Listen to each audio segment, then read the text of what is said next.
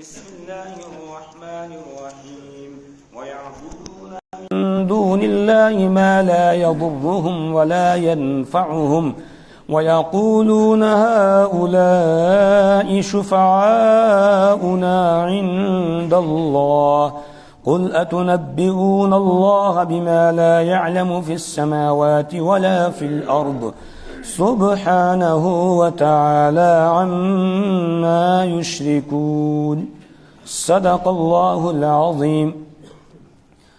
سورہ یونس کی آیت نمبر 18 ہم پڑھ رہے تھے کہ اس آیت کریمہ میں پروردگار نے مشرکین کے شرک کو بیان کیا ہے کہ وہ کس قسم کا شرک کیا کرتے تھے کہ اللہ کو ایک وہ اونچی اور بلندیوں والی ذات سمجھتے تھے اور پھر اللہ کے نیچے کچھ اور انہوں نے معبود بنا رکھے تھے اور ان کی پوجا پاٹ کرتے تھے۔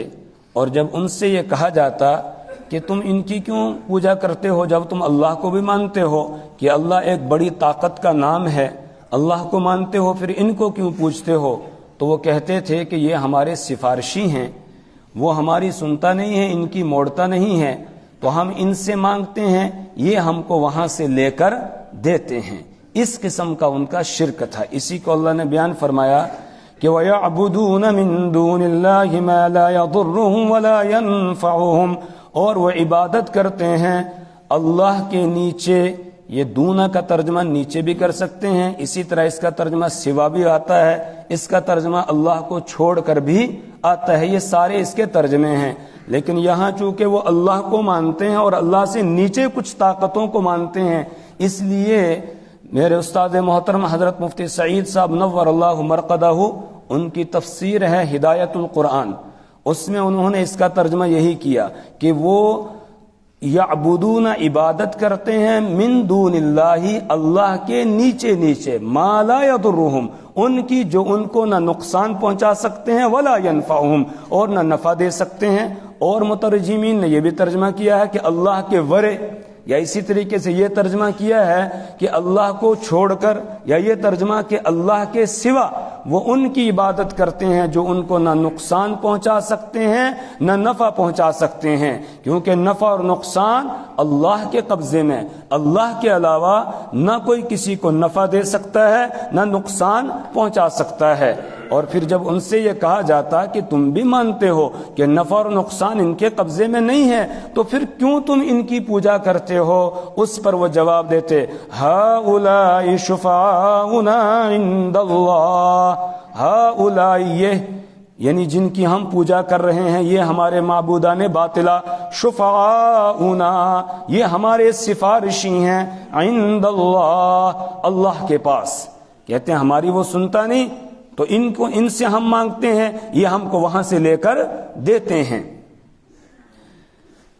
سفارش کو بھی سمجھ لیں، سفارش کی دو قسمیں ہیں، ایک ہے ما تحت الاسباب، سفارش ما تحت الاسباب، ایک ہے سفارش ما فوق الاسباب۔ ما تحت الاسباب کیا ہے؟ وہ سفارش جو اسباب کے ماتحت ہو۔ مثال کے طور پر مجھے کوئی پریشانی ہے، کوئی مصیبت ہے، بیماری ہے، اب میں کسی اللہ والے کے پاس جاتا ہوں جو زندہ ہے، موجود ہے، اس کے پاس جاتا ہوں اور جا کر میں اس سے کہتا ہوں کہ حضرت مجھے بڑی پریشانی ہے، آپ میرے لیے دعا کر دیجئے۔ میں دعا کی درخواست جا کر ان سے کرتا ہوں اور وہ ہاتھ اٹھاتے ہیں اور اللہ سے دعا کرتے ہیں کہ اے پروردگار، یہ تیرا بندہ میرے پاس آیا ہے، دعا کی درخواست لے کر میں آپ سے دعا کرتا ہوں کہ آپ اس کی پریشانی کو دور کر دیجئے۔ یہ ہے سفارش ما تحت الاسباب، اسباب کے تحت، کہ جس کو میں کہہ رہا ہوں وہ میرے سامنے ہے، میری بات کو وہ سن رہا ہے اور میں اس سے جا کر یہ بات کہہ رہا ہوں اور میرے سامنے وہ ہاتھ اٹھا کر اور وہ دعا کر رہا ہے، یا اپنے مخصوص وقت میں وہ دعا کرتا ہے میرے لیے، تو یہ سفارش ہے۔ یہ بھی کیا ہے؟ سفارش۔ اور یہ ما تحت الاسباب، اسباب کے تحت سفارش ہے۔ یہ جائز ہی نہیں بلکہ احسن ہے، یعنی اچھی چیز ہے اور یہ سفارش بڑا چھوٹے سے بھی کر سکتا ہے، چھوٹا بڑے سے بھی کر سکتا ہے۔ حضرت فاروق اعظم رضی اللہ تعالی عنہ عمرہ کے لیے تشریف لے جا رہے تھے، نبی کریم صلی اللہ علیہ وسلم کے پاس رخصت ہونے کے لیے آئے تو رسول پاک صلی اللہ علیہ وسلم نے فرمایا کہ لا تنسانا یا اخی لا تنسانا فی دعائک، کہ میرے بھائی ہمیں اپنی دعاؤں میں نہ بھولنا، اپنی دعاؤں میں ہمیں یاد رکھنا۔ یعنی خود رسول پاک صلی اللہ علیہ وسلم حضرت فاروق اعظم رضی اللہ تعالی عنہ سے یہ کہہ رہے ہیں کہ آپ مجھے بھی دعاؤں میں یاد رکھنا۔ تو بڑا چھوٹے سے کر رہا ہے۔ اسی طرح رسول پاک صلی اللہ علیہ وسلم نے حضرت فاروق اعظم رضی اللہ تعالی عنہ سے فرمایا کہ قرن کے علاقے سے ایک قافلہ آئے گا، اس میں اویس نام کا ایک آدمی ہوگا، اس کے پاس جانا اور اس سے اپنے لیے دعا کروانا، اس سے اپنے لیے دعا کرانا۔ حضرت اویس قرنی رحمہ اللہ سے، جو صحابیت کا شرف تو نہیں پا سکے کیونکہ اپنی والدہ کی خدمت میں تھے، اور رسول اکرم صلی اللہ علیہ وسلم سے اجازت چاہی کہ میں آپ کی خدمت میں حاضر ہونا چاہتا ہوں، لیکن میری والدہ بیمار ہیں اور ان کی اور کوئی خدمت کرنے والا نہیں ہے، تو آپ مجھے کیا حکم دیتے ہیں؟ رسول پاک صلی اللہ علیہ وسلم نے یہ جواب بھیجا کہ آپ اپنی والدہ کی خدمت کریں، وہیں پر رہیں اور اپنی والدہ کی خدمت کریں۔ تو ماں کی خدمت کی وجہ سے اللہ نے ان کو مستجاب الدعوات بنا دیا، کہ جس کی دعائیں قبول کی جاتی ہیں، مستجاب الدعوات۔ اس لیے فاروق اعظم رضی اللہ تعالیٰ عنہ کو حکم دیا کہ ان سے اپنے حق میں دعا کرانا۔ تو یہ سفارش ہے ما تحت الاسباب۔ یہ نہیں کہا یہیں سے کہنا کہ یا اویس، اے اویس میری دعا، میری فلانی پریشانی کو دور کر دے، یہ نہیں کہا۔ جب آئیں گے وہ قافلہ آئے گا، اس قافلے میں وہ ہوں گے، پھر ان کے پاس جا کر آپ دعا کی درخواست کرنا۔ تو یہ ہے سفارش ما تحت الاسباب۔ اسی طرح ایک صورت یہ ہوتی ہے، کسی کے پاس میرا کوئی کام پھنسا ہوا تھا، میں آپ کے پاس آیا کہ وہ فلانا آپ کا دوست ہے، وہ فلانا آپ کا دوست ہے، آپ ذرا اس کو ایک فون کر دیں گے، تھوڑی سی میری سفارش کر دیں گے تو میرا کام بن جائے گا۔ یہ سفارش بھی کون سی ہے؟ ما تحت الاسباب۔ یہ منع نہیں ہے، بلکہ اس میں تو رسول اکرم صلی اللہ علیہ وسلم صحابہ کو یہ کہتے ہیں، جب کوئی آدمی میرے پاس اپنی کوئی ضرورت حاجت لے کے آئے تو تم اس کی سفارش کیا کرو میرے پاس، پھر جو اللہ نے اس کے مقدر میں لکھا ہوگا وہ اس کو ملے گا، اس کا کام ہوگا نہیں ہوگا وہ اللہ نے جو لکھا ہوگا وہی ہوگا، لیکن تم سفارش کرو، سفارش کر کے تم ثواب حاصل کرو، سفارش کر کے تم ثواب حاصل کرو۔ تو اس طرح کسی کا کوئی رکا ہوا کام ہے اور ہم کسی کے پاس سفارش کرتے ہیں اور وہ کام ہے بھی جائز، وہ کام ہو جاتا ہے، تو یہ سفارش باعث ثواب ہے۔ یہ سفارش کیا ہے؟ باعث ثواب ہے۔ حضرت عبداللہ ابن عباس رضی اللہ تعالیٰ عنہ اعتکاف میں بیٹھے ہوئے ہیں، ایک آدمی آ گیا اور اس نے کہا کہ فلاں شخص کا مجھ پر قرضہ ہے یا کوئی اور کام ہے، تو اگر آپ سفارش کریں گے تو میرا کام بن جائے گا۔ حضرت عبداللہ ابن عباس رضی اللہ تعالیٰ عنہ نے کہا ٹھیک ہے میں چلتا ہوں۔ مسجد سے باہر نکل گئے، اس نے یاد دلایا حضرت آپ کا تو اعتکاف ہے اور آپ کہاں چل پڑے سفارش کرنے کے لیے؟ تو کہنے لگے رسول پاک صلی اللہ علیہ وسلم نے ارشاد فرمایا ہے، جب کوئی کسی آدمی کی سفارش کرتا ہے تو اس سفارش کرنے والے کو 10 سال کے اعتکاف کے برابر ثواب ملتا ہے۔ تو اس لیے میں نکلا ہوں سفارش کرنے کے لیے، چاہے اگلا بات مانے یا نہ مانے، لیکن سفارش کرنے والے کو اتنا ثواب اللہ تعالیٰ عطا فرماتے ہیں۔ تو یہ ساری سفارشیں کون سی ہیں؟ ما تحت الاسباب۔ اس میں کچھ کرنا پڑتا ہے تب جا کر یہ بات بنتی ہے۔ ایک سفارش ہے ما فوق الاسباب۔ ما فوق الاسباب سفارش کیا ہے؟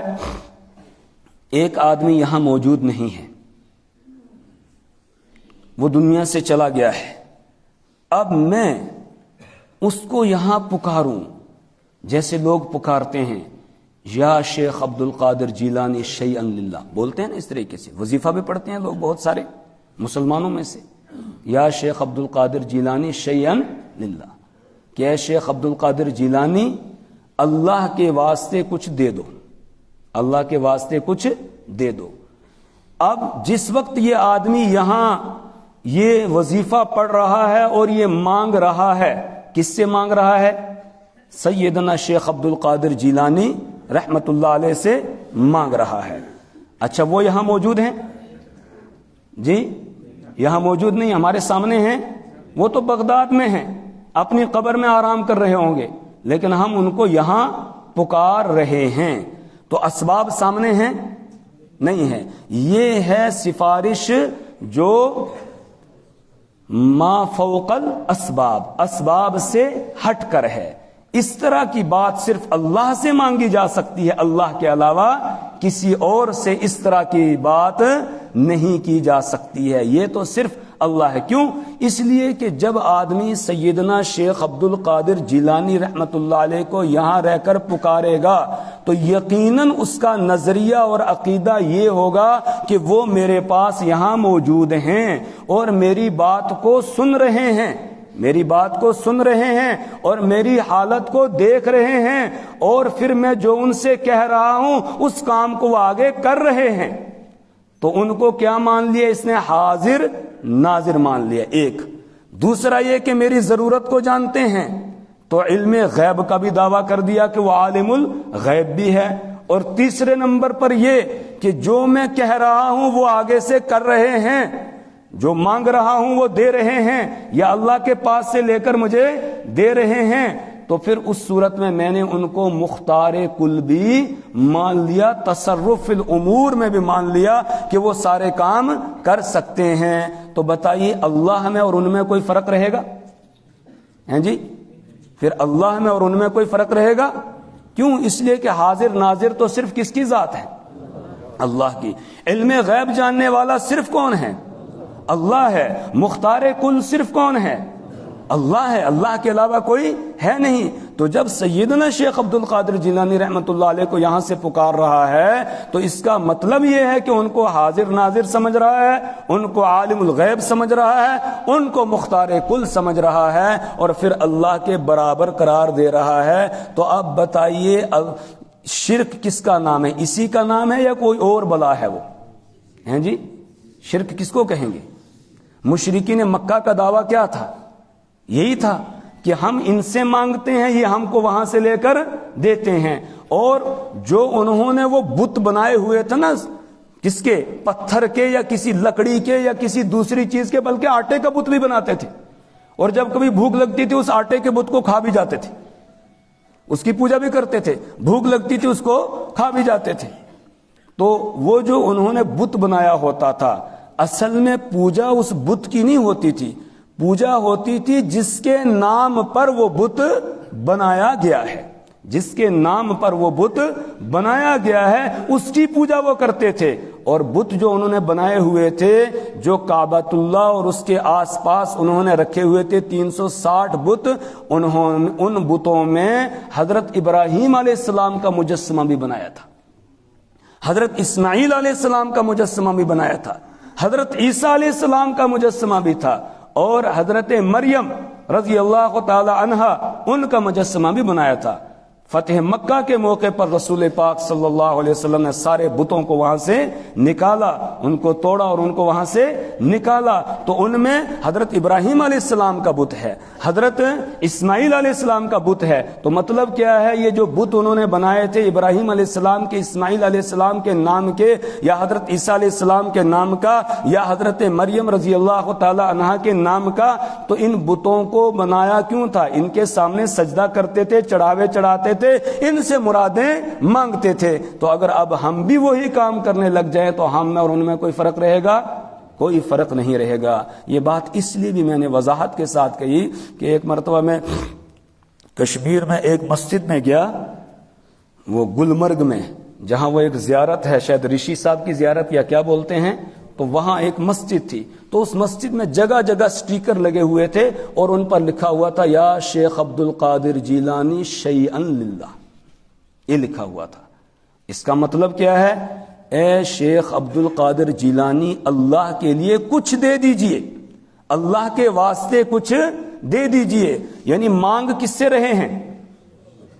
جی سیدنا شیخ عبد القادر جیلانی رحمت اللہ علیہ سے مانگ رہے ہیں، اور واسطہ کس کا دے رہے ہیں؟ اللہ کا واسطہ دے رہے ہیں۔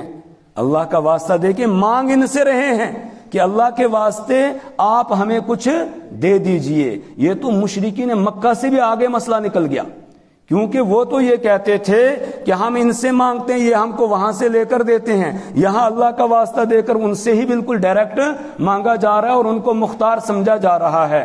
اور للہ پر جو لام ہے یہ لام معطا، یعنی جو جس کو دیا جائے اس پر بھی داخل ہوتا ہے۔ ایک ترجمہ اس کا یہ بھی ہوتا ہے کہ اللہ کو کچھ دے دیجیے، نعوذ باللہ من ذالک۔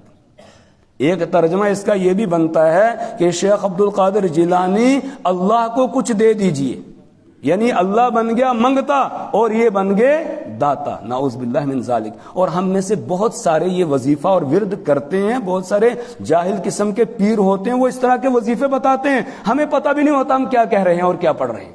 ختمات معظمات پڑھتے ہیں نا، تو ان میں اس طرح کے وظائف پڑھے جاتے ہیں جن میں بالکل شرکیہ الفاظ ہوتے ہیں، ہمیں پتہ بھی نہیں ہوتا ہے کہ ہم کہہ کیا رہے ہیں، اور اپنی زبان سے یہ شرکیہ الفاظ نکال رہے ہوتے ہیں۔ اور اللہ کے گھر میں تو صرف اللہ سے مانگو، لیکن وہاں کس سے مانگا جا رہا ہے؟ سیدنا شیخ عبد القادر جیلانی رحمت اللہ علیہ سے۔ اس کا مطلب وہ ان کو حاضر ناظر بھی سمجھ رہے ہیں، عالم الغیب بھی سمجھ رہے ہیں، اور اس کے ساتھ ہی ان کو مختار کل بھی سمجھ رہے ہیں۔ جبکہ اللہ یہ تعلیم دے رہا ہے میرے نبی سے نہیں مانگنا، میرے نبی کے لیے مانگنا۔ کل بتایا تھا درود کا مطلب کیا ہے؟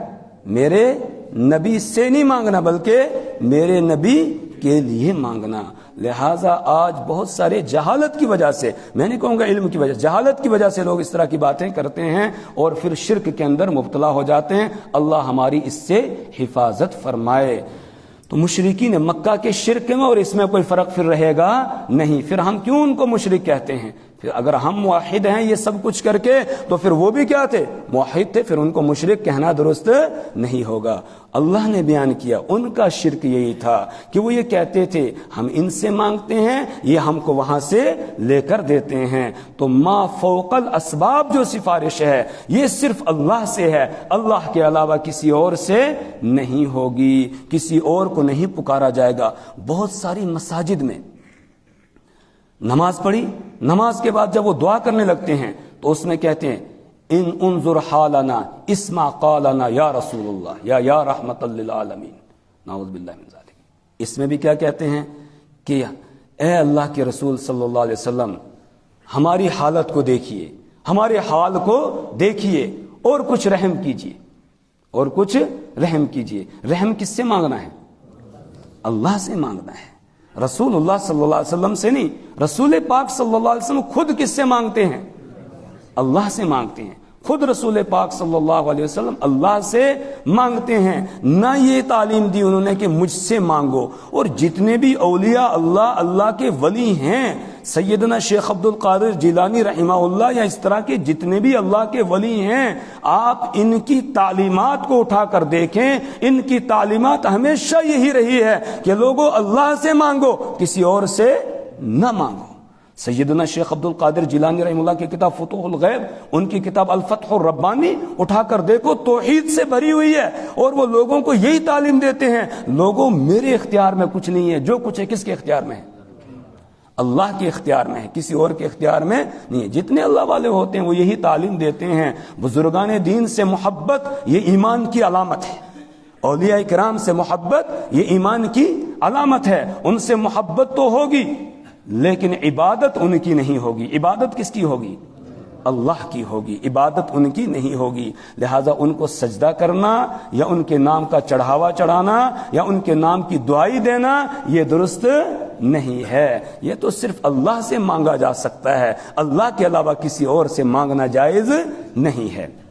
دیکھیے وَيَعْبُدُونَ مِن دُونِ اللَّهِ مَا لَا يَضُرُّهُمْ وَلَا يَنفَعُهُمْ، اور وہ عبادت کرتے ہیں اللہ کے نیچے یا اللہ کے علاوہ مَا لَا يَضُرُّهُمْ، ان چیزوں کی کہ جو ان کو نہ نقصان پہنچا سکتی ہیں، وَلَا يَنفَعُهُمْ، اور نہ نفع پہنچا سکتی ہیں، وَيَقُولُونَ، اور وہ کہتے ہیں هَؤُلَاءِ شُفَعَاؤُنَا عِندَ اللَّهِ، یہ ہمارے سفارشی ہیں اللہ کے پاس۔ قل، آپ کہہ دیجئے کیا تنبئون، نبأ ينبئ تنبیاتن، اس کے معنی آتے ہیں متنبع کرنا، بتانا. کیا تنبئون اللہ، تم بتا رہے ہو اللہ کو، تم خبر دے رہے ہو اللہ کو، بما، اس چیز کی، لا يعلم فی السماوات ولا فی الارض، جس کو نہیں جانتا ہے اللہ، نہ آسمانوں میں نہ زمین میں. یعنی تم یہ کہہ رہے ہو فلانا اللہ کے پاس سفارشی ہے، فلاں بھی اللہ کے پاس سفارشی ہے. یہودی کہتے تھے عزیر علیہ السلام اللہ کے یہاں سفارشی، عیسائی کہتے تھے کہ عیسیٰ علیہ السلام اللہ کے یہاں ہمارے سفارشی ہیں. اور اسی طریقے سے مشرکین مکہ فرشتوں کو کہتے تھے یہ اللہ کی بیٹیاں ہیں اور یہ اللہ کے یہاں ہمارے سفارش کرتے ہیں. اور یا اسی طرح حضرت ابراہیم علیہ السلام، حضرت اسماعیل علیہ السلام، حضرت عیسیٰ علیہ السلام اور حضرت مریم رضی اللہ تعالیٰ عنہ ان کے بت بنائے تھے اور کہتے تھے یہ ہمارے اللہ کے یہاں سفارشی ہیں. اللہ تعالیٰ فرما رہے ہیں کہ میں نے تو ان کو سفارشی نہیں بنایا، میں نے تو ان کو سفارشی نہیں بنایا، اور نہ میں کسی ایسے سفارشی کو جانتا ہوں. تو پھر تم مجھے گویا خبر دے رہے ہو اس چیز کی جس کو میں بھی نہیں جانتا ہوں. یعنی ایسا کچھ نہیں ہے، یہ صرف تمہارے اپنی گھڑی ہوئی باتیں ہیں. ان ہی الا اسماء سمیتموها انتم وآباؤکم، یہ کچھ نام ہیں جو تم نے اور تمہارے آبا و اجداد نے گھڑ لیے ہیں، ان کی کوئی حقیقت نہیں ہے. اس لیے راہ راست کی طرف آ جاؤ اور حق کی طرف آ جاؤ، اللہ کی وحدانیت اور توحید کی طرف آ جاؤ. اتنبئون اللہ، کیا تم خبر دے رہے ہو اللہ کو، بما، اس چیز کی، لا يعلم، کہ نہیں جانتا ہے اللہ تعالیٰ، فی السماوات ولا فی الارض، آسمانوں میں اور نہ زمین میں. یعنی اللہ نے کوئی سفارشی بنایا ہی نہیں ہے، اور کیسے بنا سکتا ہے؟ سبحانہ، اس کی ذات تو کیا ہے؟ پاک. اس کا کوئی سفارشی کون ہو سکتا ہے کہ جو اس کے پاس اس کی طرح بن کے آ جائے؟ سبحانہ، اس کی ذات پاک ہے، سبحانہ، وہ پاک ہے. وَتَعَالَى عَمَّا يُشْرِكُونَ، اور وہ بلند و بالا ہے، عَمَّا يُشْرِكُونَ، ان ساری چیزوں سے جن کو یہ اللہ کا شریک ٹھہرا رہے ہیں، جنہیں یہ اللہ کا شریک بنا رہے ہیں، ان تمام شرکا سے وہ کیا ہے؟ بلند و بالا ہے. وہ اکیلا ہے، اس کا کوئی شریک اور ساجی نہیں، کوئی حصے دار نہیں ہے، کوئی ساجی دار اس کا نہیں ہے. وہ اکیلا اس پوری کائنات کے نظام کو چلا رہا ہے، کوئی اس کے ساتھ اس نظام کے چلانے میں اور شریک نہیں ہے. وہ خالق ہے، باقی ساری مخلوق ہے، لہذا وہ پاک ہے. وتعالی، اور وہ بلند و بالا ہے، عما یشرکون، ان تمام چیزوں سے جن کو یہ اللہ کا شریک ٹھہراتے ہیں. اللہ تعالیٰ سے دعا کریں پروردگار ہمیں اپنی کتاب کی سمجھ اور فہم عطا فرمائے. اللہ ہمیں اعمال صالحہ کی توفیق عطا فرمائے. اللہ توحید و سنت پر ہمیں قائم فرمائے، شریعت اور سنت کی پابندی کی توفیق عطا فرمائے، اور شرک، بدعات، رسم و رواجات سے اللہ ہمیں اور ہماری نسلوں کو محفوظ فرمائے.